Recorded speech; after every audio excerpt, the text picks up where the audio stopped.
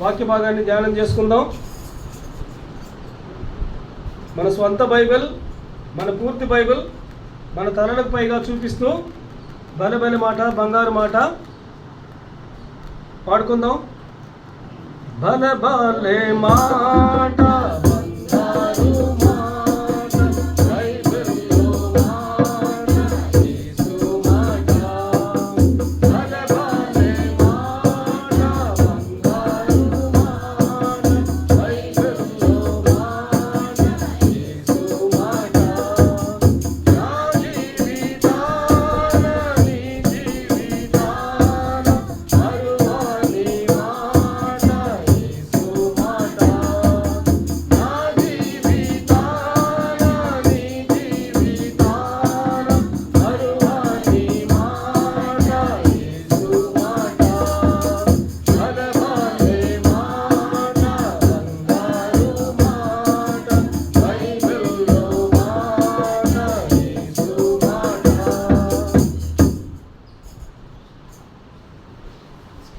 ప్రభు బలలో చేసే ముందు దేవుని వాక్య భాగాన్ని కొరింథీయులకు రాసిన మొదటి పత్రిక 11వ అధ్యాయము, కొరింథీయులకు రాసిన మొదటి పత్రిక 11వ అధ్యాయము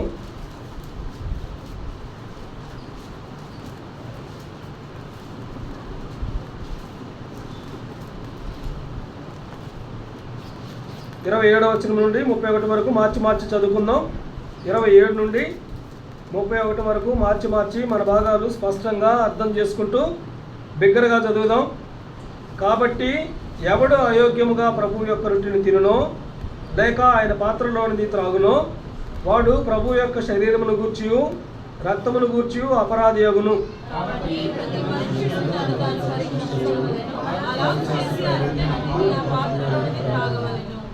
ప్రభువు శరీరమని వివేచింపక తిని త్రాగువాడు తనకు శిక్షా విధి కలుగుటకే తిని త్రాగుచున్నాడు.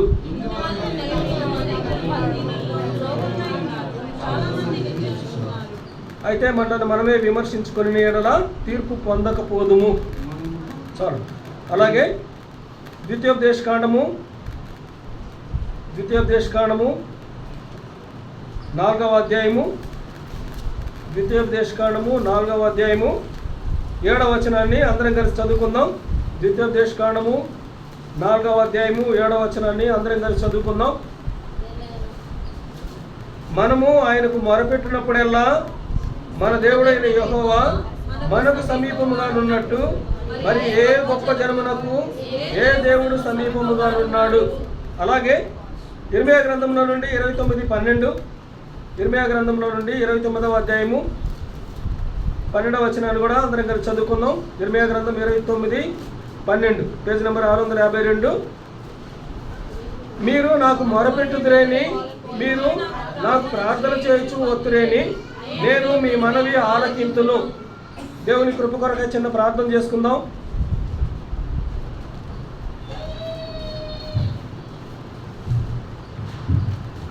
ప్రేమ కలిగిన ప్రియమైన మా తండ్రి, పరిశుద్ధుడైన మా ప్రభువా, ప్రార్థన ఆలకించువాడా, మీ పరిశుద్ధ పాదాలకు స్తోత్రాలు, వందనాలు చెల్లించుకుంటున్నాము తండ్రి. ఈ మా ప్రభు దినము మిమ్మల్ని ఇంతవరకు ఆరాధించుకోవడానికి మాకు ఇచ్చిన గొప్ప భాగ్యమును బట్టి మిమ్మల్ని స్తుతించుకుంటున్నాము తండ్రి. ప్రభా, మా మధ్య ఉంచిన మీ శరీరమును బట్టి, మీ రక్తమును బట్టి మీకు స్తోత్రములు. మీ శరీరము తిని మీ రక్తము త్రాగువాడే నిత్య జీవము గలవాడని మీ వాక్య భాగంలో సెలవిచ్చిన రీతిగా తండ్రి, మీ చేత విమోచించబడిన మీ ప్రజలముగా ప్రభా, మీ రాజ్యంలో మేము ఉండాలంటే, మీతో ఉండాలంటే నాయనా, మీ శరీరమును మీ రక్తమును మా యొక్క సంపూర్ణ భాగమును మేము పొందుకోవాలని మీ వాక్య భాగంలో సెలవిచ్చిన రీతిగా ప్రభా మాకు సహాయం చేయండి. పరిశుద్ధుడైన మా దేవా, మమ్మల్ని జ్ఞాపకం చేసుకోండి. ప్రభా, మరొకసారి మీ పాసన్నిధిలో ఒప్పుకుంటున్నాను. దయగలిగిన మా తండ్రి, సహాయం కొరకై మీ వైపు చూస్తుంటున్నాను తండ్రి. మీ పరిశుద్ధ పాదాలను ఆశ్రయిస్తుంటున్నాను, మీ శిరవ శక్తిని ఆశ్రయిస్తుంటున్నాను. ప్రభా, మీ పునరుత్థాన శక్తి ద్వారా నన్ను జ్ఞాపకం చేసుకోండి.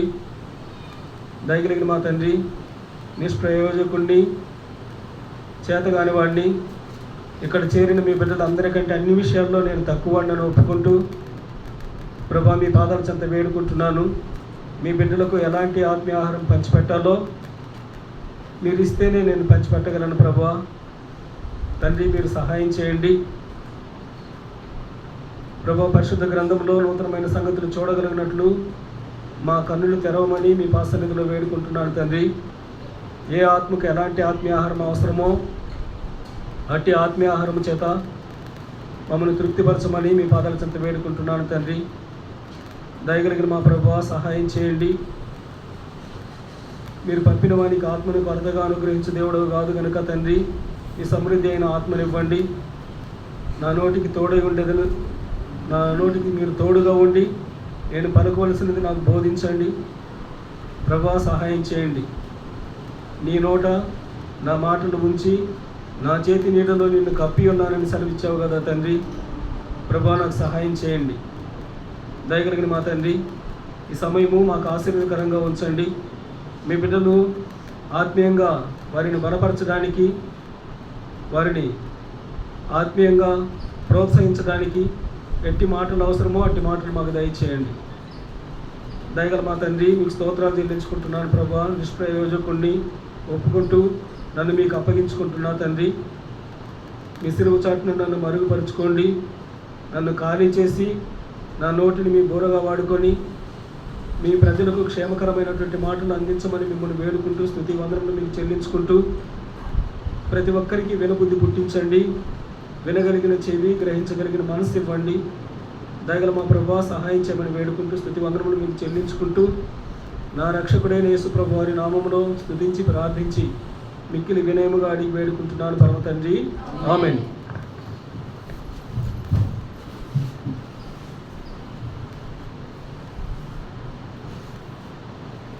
ప్రభు వలలో చేయి వేసే గొప్ప భాగ్యము దేవుడు మనకిచ్చాడు. ఆరాధన వర్తమానంలో ప్రకటన గ్రంథం 1వ అధ్యాయం 6వ వచనంలో చెప్పబడిన రీతిగా ఆయన మనల్ని ప్రేమించాడు. ప్రేమించి మన పాపముల నుంచి మనల్ని విడిపించాడు. తన రాజ్యంలో మనం ఉంటామనే ఒక నిరీక్షణ మనకు కలిగించాడు.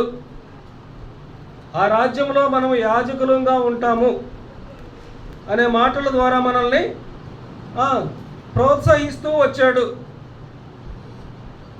ఈ మాటలను బట్టి ప్రభు బలలో చేయివేసే నువ్వు నేను పరీక్షించుకొని ప్రభు బలలో చేయివేయాలి, ప్రార్థన చేసుకోవాలి. ప్రతి విశ్వాసికి, దేవుని బిడ్డకి, విశేషంగా బలలో చేయివేసేవారికి ప్రార్థన అవసరము. ప్రార్థన లేకుండా ఉంటే వాళ్ళు క్రైస్తవులు కానే కాదు. క్రీస్తు చేత విమోచించబడ్డాము అని అంటే ప్రార్థన ఖచ్చితంగా కలిగి ఉండాలి. పరిశుద్ధ గ్రంథంలో యేసు ప్రభు తన శిష్యులకి వాక్యం చెప్పేది నేర్పలేదు, కానీ ప్రార్థన చేసేది నేర్పించాడు. అంటే ప్రార్థన అంత అవసరము అని. మనకేమైనా సమస్యలు వచ్చినాయి, ఆ సమస్యల నుంచి మనకు పరిష్కారం కావాలంటే ప్రార్థన చేయాలి. ప్రార్థన చేసేవాళ్ళు దేవునికి బహుప్రియులు. ప్రార్థన చేసేవాళ్ళు పాపం చేయరు. పాపం చేసేవాడు ప్రార్థన చేయరు. ఆ ప్రార్థన భక్తితో, భయముతో ప్రార్థన చేయాలి. ప్రార్థనలో మనం తప్పిపోతున్నామంటే ఆ పరలోకంలో ఉంటామనే ఆ నిరీక్షణ కూడా మనం కోల్పోతాము. మనం రక్షించబడ్డాం, దేవుని ఆరాధిస్తున్నాం, కానీ ప్రార్థనలో వెనుకబడిపోతే ఆ దేవునితో సంబంధము లేకపోతే దేవునితో సహవాసము కోల్పోతాము. దేవునితో సహవాసం కోల్పోయి దేవుని రాజ్యంలో మనం ఉంటామంటే అది కరెక్ట్ కాదు. దేవునితో మనం సహవాసం కలిగి ఉండాలి. దేవునితో సహవాసం అంటే ప్రార్థన చేసేవారిగా ఉండాలి. ప్రార్థన అంటే అర్థం ఏంటి?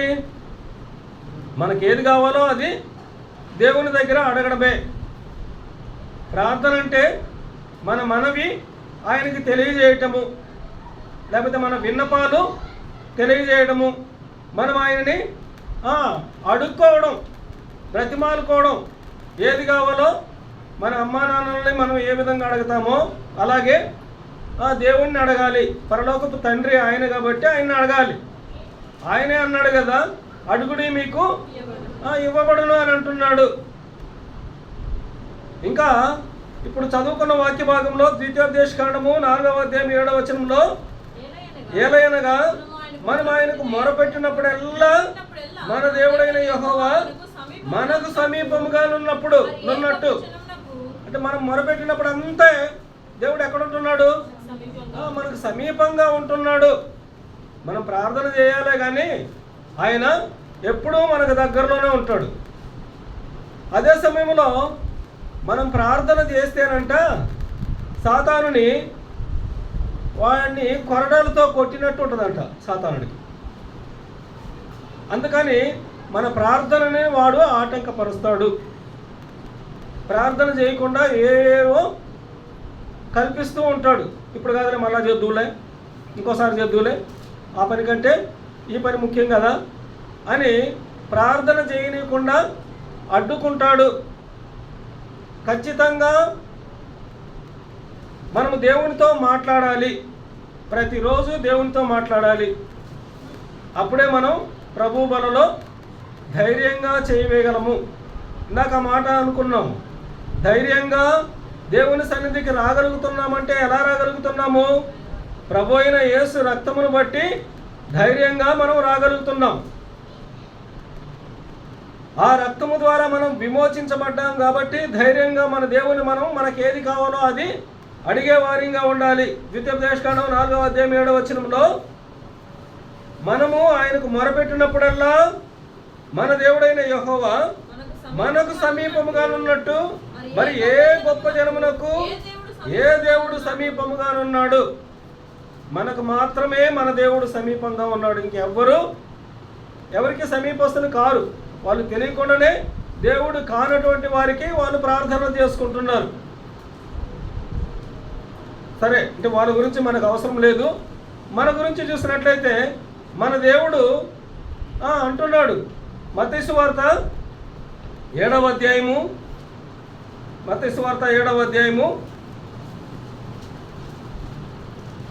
7వ వచనంలో అడుగుడి మీకు ఇవ్వబడును అని అంటున్నాడు. ఇప్పుడు మనము ఎందుకు ప్రార్థన చేయాలి? ఎందుకు ప్రార్థన చేయాలంటే మనం పొందుకోవాలంటే ఆయన్ని అడగాలి. అదే సమయంలో మత్తయి సువార్త 26వ అధ్యాయం, మత్తయి సువార్త 26:41, మీరు శోధనలో ప్రవేశించుకుంటున్నట్లు మెలకువగా ఉండి ప్రార్థన చేయుడి. మనము శోధనలో ప్రవేశించకుండా ఉండాలంటే మనం ప్రార్థన చేయాలి. అంటే ప్రార్థన చేయకపోతే ఏమవుతుంది? శోధనలో పడిపోతాము. అందుకే ప్రభువైన యేసుక్రీస్తు నేర్పించినటువంటి పరలోకపు ప్రార్థనలో కూడా మమ్మల్ని శోధన నుండి తప్పించమని అక్కడ చూడొచ్చు. అంటే మనం శోధనలో నుంచి తప్పించుకోవాలంటే మనం ఏం చేయాలి? ప్రార్థన చేసే వారిగా ఉండాలి. యోహాను సువార్త 16వ అధ్యాయం 24వ వచనంలో, యోహాను సువార్త 16వ అధ్యాయము,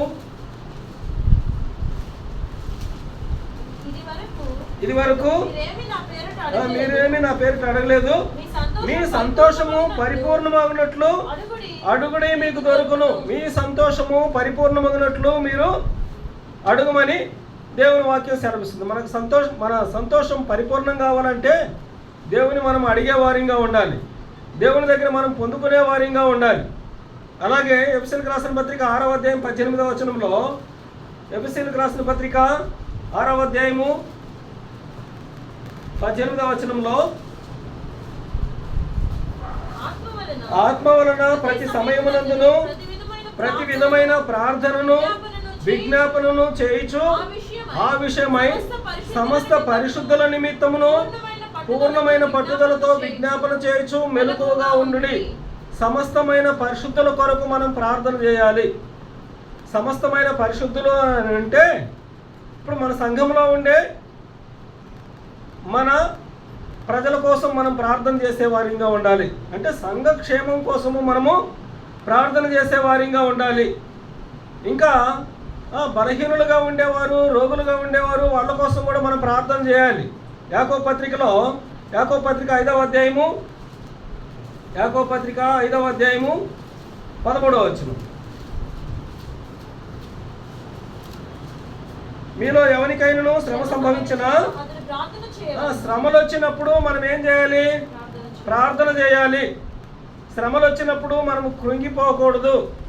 శ్రమ దినమున మనము కృంగినట్లయితే మనము చేతగాని వారం అవుతాము.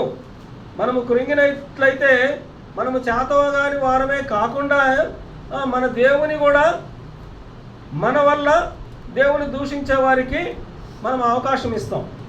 కాబట్టి శ్రమలు వచ్చినప్పుడు మనం ఆయనని ప్రార్థన చేయాలి. ఎవరికైనా సంతోషం కలిగిన అతని కీర్తన పడవలను. మీలో ఎవడైనాను రోగి అయి ఉన్నాడా?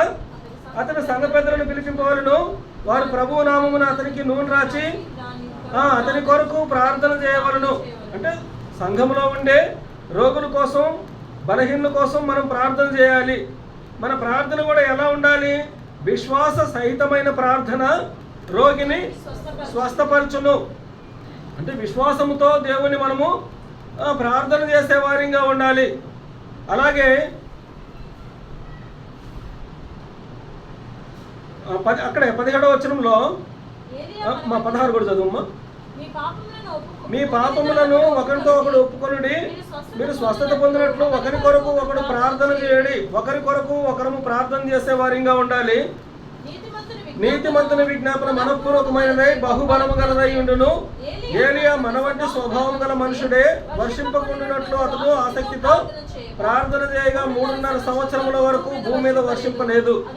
అతడు మరలా ప్రార్థన చేయగా ఆకాశము వర్షమిచ్చెను, భూమి తన ఫలము ఇచ్చెను. అంటే ఏలియా ప్రార్థన చేసినప్పుడు, ఏలియా ప్రార్థన విన్న దేవుడు మన ప్రార్థన కూడా వింటాడు. మనము కూడా ఆసక్తితో ప్రార్థన చేయాలి. సరే, ఇప్పుడు ప్రార్థన చేస్తున్నప్పుడు ఎలా ప్రార్థన చేయాలి? అపోస్తల కార్యములు 6వ అధ్యాయము 7వ అధ్యాయము 60వ వచనం. అతడు మోకాళ్ళలోని ప్రభువా వారి మీద ఈ పాపము మోపకమని గొప్ప శబ్దంతో పలికెను. అంటే ప్రార్థన అనగానే మనము మోకరించే వాళ్ళంగా ఉండాలి. మోకరించడం అంటే దాని అర్థం ఏంటంటే ఇంకా నేనేమీ చేయలేను అని. కుస్తీ పోటీలు జరుగుతున్నప్పుడు వాడు మోకరించిందంటే ప్రత్యర్థి ఓడిపోయినట్టు ఒప్పుకోవడం. అంటే మనం ఏమీ చేయలేము. అయితే నా కార్యం చేసేది ఇంకెవరు చేయాలి? దేవునికి అప్పగించుకోవడం.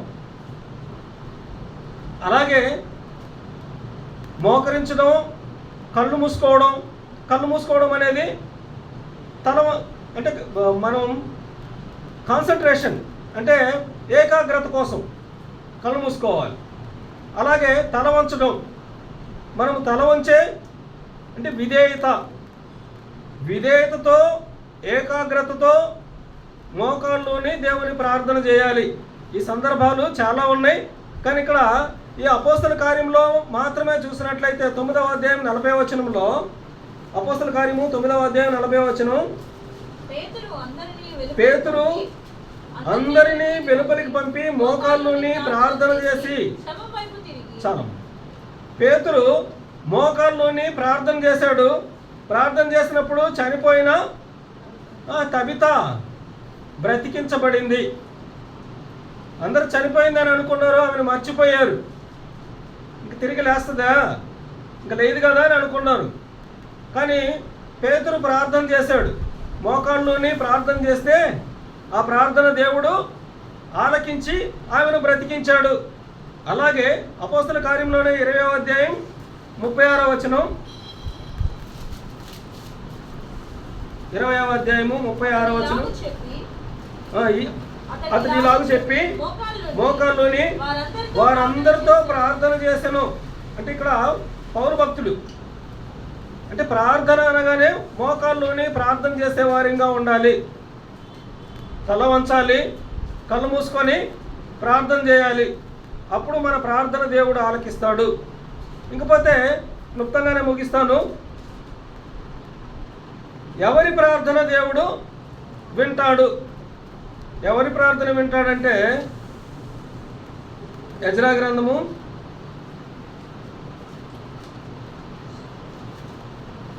7వ అధ్యాయం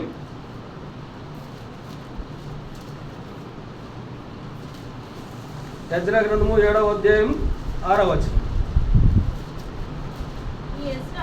ఈ ఎజ్రా ఇశ్రాయేలీయుల దేవుడైన యెహోవా అనుగ్రహించిన మోషే యొక్క ధర్మశాస్త్రమందు ప్రావీణ్యత గల శాస్త్రి. మరియు అతని దేవుడైన హస్తం యెహోవా హస్తము అతనికి తోడుగా ఉన్నందున అతడు ఏ మనవి చేసినను రాజు అనుగ్రహించును. అతని దేవుడైన యెహోవా హస్తము అతనికి తోడు. అంటే దేవుని హస్తము మనకు తోడుగా ఉండాలి. ఎప్పుడు మనకు తోడుగా ఉంటుంది? మనము దేవునికి ఇష్టంగా ఉంటే తోడుగా ఉంటుంది. మనము దేవునికి ఇష్టంగా ఉంటే మనం ప్రార్థన చేస్తే ఆ ప్రార్థన దేవుడు ఆలకిస్తాడు. ఆ ప్రార్థన ఆలకించి దేవుడు సహాయం చేస్తాడు. అలా కాకుండా మనము దేవునికి అయిష్టంగా ఉంటూ ప్రార్థన చేస్తే ఆ ప్రార్థన వినడు. ప్రభు బలలో చేయివేస్తే మనము దేవునికి ఇష్టంగా ఉంటూ ప్రభు బలలో చేయివేయాలి.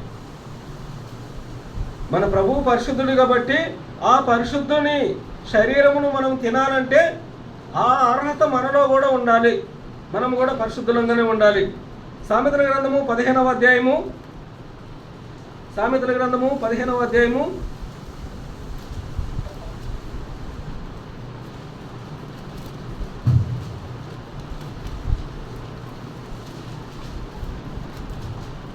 8వ వచనం. భక్తిహీనులు అర్పించు బలులు యెహోవాకు హేయము, యథార్థవంతుల ప్రార్థన ఆయనకు ఆనందకరము. అంటే మనము యథార్థవంతులంగా ఉండి ప్రార్థన చేయాలి. దేవుని హస్తము మనకు తోడుగా ఉండాలంటే మనము ఆయనకి ఇష్టంగా ఉన్నప్పుడు మన ప్రార్థన ఆయన వింటాడు. యెజ్రా గ్రంథం ప్రకారం ఇక్కడ యథార్థవంతుల ప్రార్థన ఆయనకు ఆనందకరము. అంటే యథార్థంగా ఉండే వాళ్ళంగా మనం ఉండాలి. యథార్థత, మన దేవుడు యథార్థవంతుడు కాబట్టి మనము యథార్థంగా ఉండాలి. అప్పుడే మనం ప్రభు బలలో చేయి వేస్తే మనకు క్షేమము. అదే అధ్యాయంలోనే 29వ వచనంలో భక్తిహీనులకు యెహోవా దూరస్తుడు, నీతిమంతుల ప్రార్థన ఆయన అంగీకరించును. నీతిమంతుల ప్రార్థన ఆయన అంగీకరించును. ఇందాక ఆరాధనలో ఒక మాట మనం గుర్తు చేసుకున్నాం, నీతిమంతులంగా చేశాడు అని. నీతిమంతులంగా చేసి అంటే ఏ విధంగా మనం నీతిమంతులం అయ్యాము? ఎఫెసీయులకు రాసిన పత్రికలో చెప్పబడినట్లుగా యేసు రక్తము మనల్ని నీతిమంతులుగా చేసింది. చూడండి ఒకసారి ఎఫెసీయులకు రాసిన పత్రిక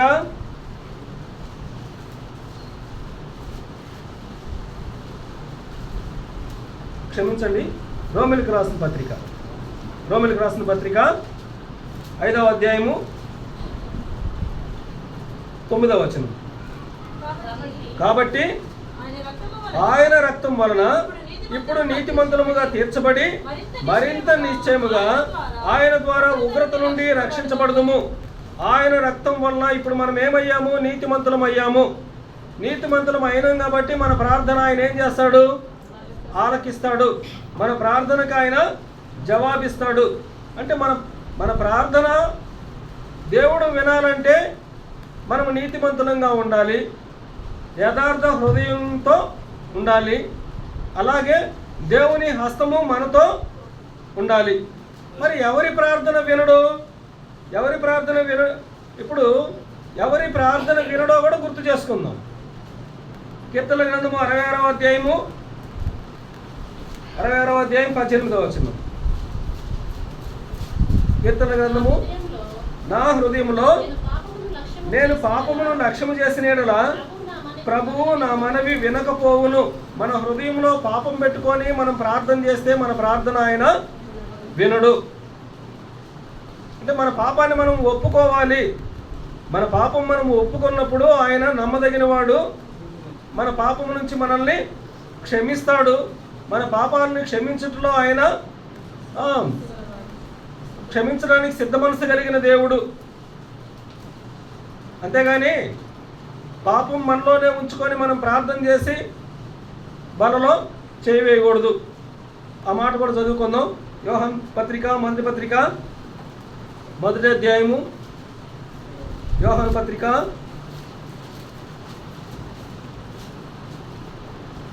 1:9. మన పాపములను మనము ఒప్పుకొని యెడల ఆయన నమ్మదగిన వాడును నీతిమంతుడును గనుక మన పాపములను క్షమించి సమస్త దుర్నీతి నుండి మనలను పవిత్రులుగా చేయును. అంటే మనం ఒప్పుకోవాలి, విడిచిపెట్టాలి, ఇంకా మళ్ళా చేయకుండా ఉండాలి.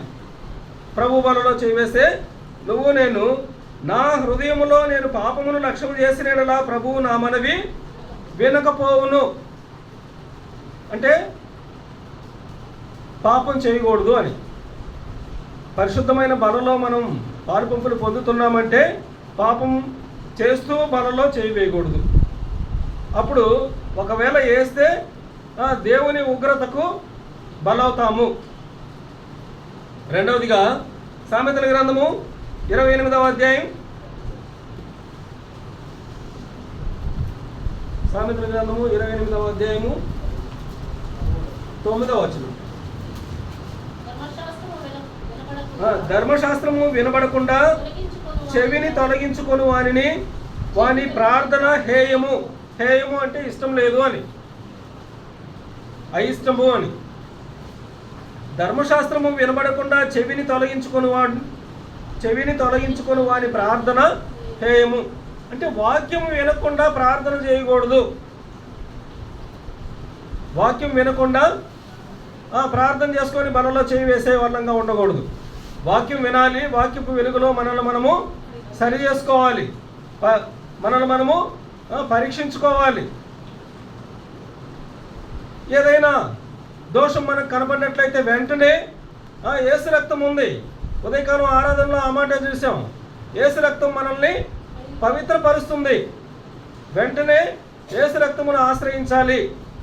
దేవుని సన్నిధిలో మనము విశ్వాసముతో ప్రార్థన చేయాలి. ప్రభా, మీ రక్త ప్రోక్షణ క్రిందికి నేను వస్తున్నాను, నన్ను కడుగు అని.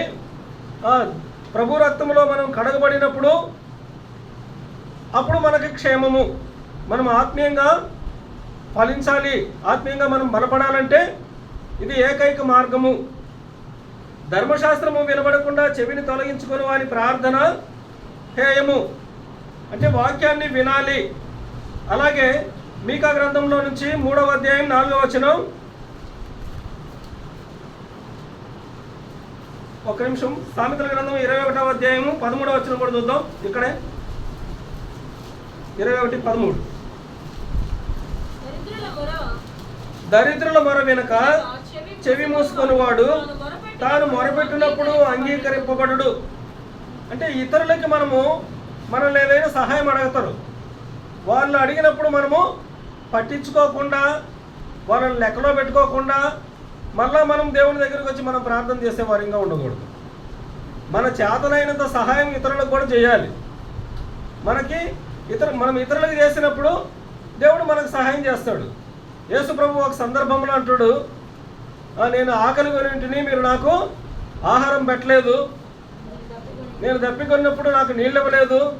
నేను చెరసాల్లో ఉన్నప్పుడు నన్ను చూడడానికి రాలేదని. ఎప్పుడు ప్రభు ఇది జరిగింది లేదే అంటే అంటే బీదలైనటువంటి వారికి చేస్తే నాకు చేసినట్టు అని. అంటే ఇక్కడ దరిద్రుల మొర వెనక చెవి మూసుకొని వాడు తాను మొరపెట్టినప్పుడు అంగీకరింపబడదు. మనం ఇతరులకి సహాయం చేయాలి. అప్పుడు మనం మన దేవుని దగ్గరికి వచ్చి మనము ప్రార్థన చేసుకునే వారిగా ఉండాలి. ఆ ప్రార్థన దేవుడు వింటాడు. తర్వాత 4వదిగా మీకా గ్రంథంలో నుంచి మీకా గ్రంథం 3వ అధ్యాయం 4వ వచనం, వారు దుర్మార్గతను అనుసరించి నడుచుకొని ఉన్నారు కనుక వారు యెహోవాకు మొరపెట్టినను ఆయన వారి మనవి అంగీకరింపక ఆ కాలమందు వారికి కనబడకుండా తన్ను మరుగు చేసుకొనును. చాలు. వారు దుర్మార్గతను అనుసరించి నడుచుకొని ఉన్నారు కనుక వారు యెహోవాకు మొరపెట్టినను ఆయన వారి మనవి అంగీకరింపడు. అంటే దుర్మార్గతలో ఉంటూ మనం ప్రార్థన చేయకూడదు. ఆ దుర్మార్గత నుంచి సన్మార్గాలలోకి మనము రావాలి. వారు దుర్మార్గతను అనుసరించి నడుచుకొని ఉన్నారు కనుక వారు యెహోవాకు మొరపెట్టినను ఆయన వారి మనవిని అంగీకరింపక ఆ కాలమందు వారికి కనబడకుండా తను మరుగు చేసుకోను. అంటే దుర్మార్గం పెట్టుకొని మనలో దేవుని సన్నిధికి వచ్చి మనం ప్రార్థన చేసే వారిగా ఉండకూడదు. అలాగే యెషయా గ్రంథంలో నుంచి 7:13, యెషయా గ్రంథము 7వ అధ్యాయము.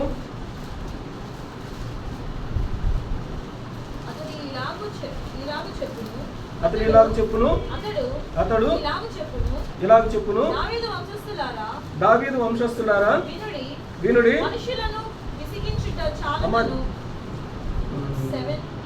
13 అమ్మా, జకర్యా 7:13, పేజ్ నంబర్ 780.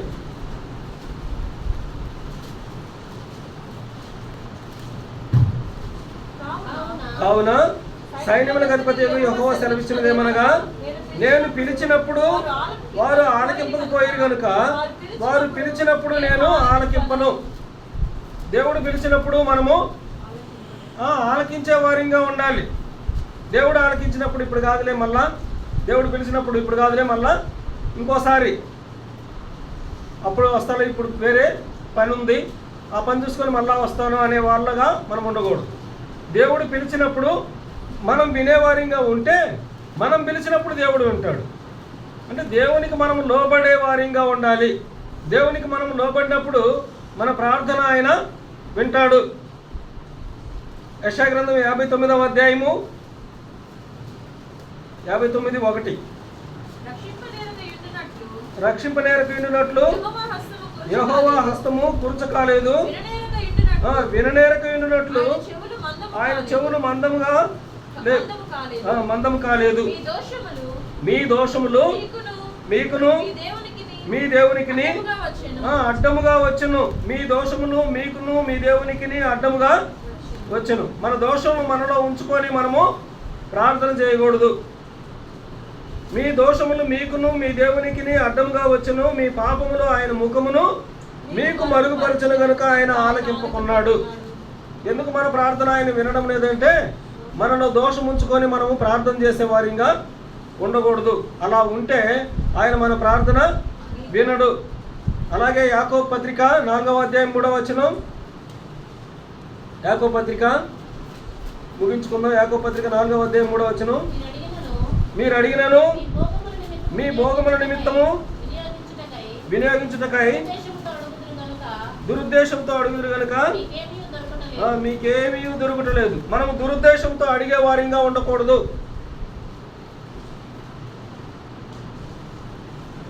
మీరు అడిగినను మీ భోగముల నిమిత్తం వినియోగించుటకై దురుద్దేశంతో అడుగుదురు కనుక మీకేమీ దొరకటలేదు.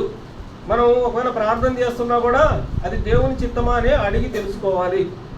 అప్పుడు మనం ప్రార్థన చేస్తే మన ప్రార్థన దేవుడు ఆయన ఆలకించి మనకు జవాబిస్తాడు. ఈ సందర్భంలో మనం కొన్ని మాటలు గుర్తు చేసుకున్నాం.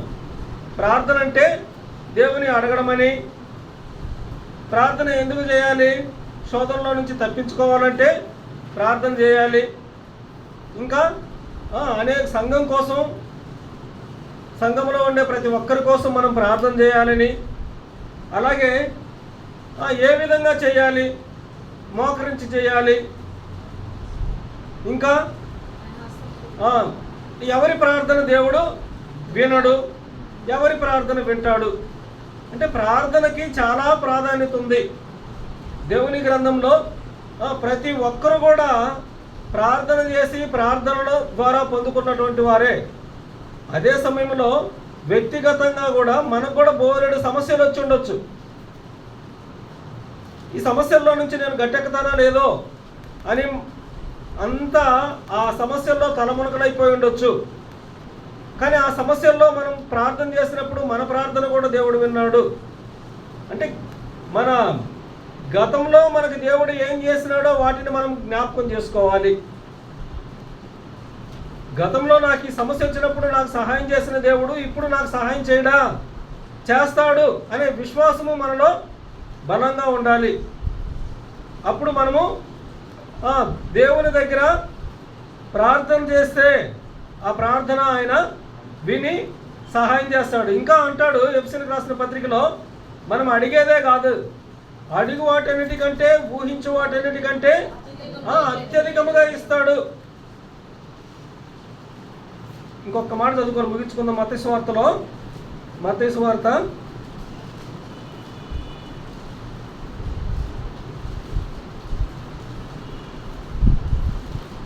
7వ అధ్యాయం 7వ వచనం నుంచి చదువుతాం. అడుగుడి మీకు ఇయ్యబడును, వెదకుడి మీకు దొరుకును, తట్టుడి మీకు తీయబడును.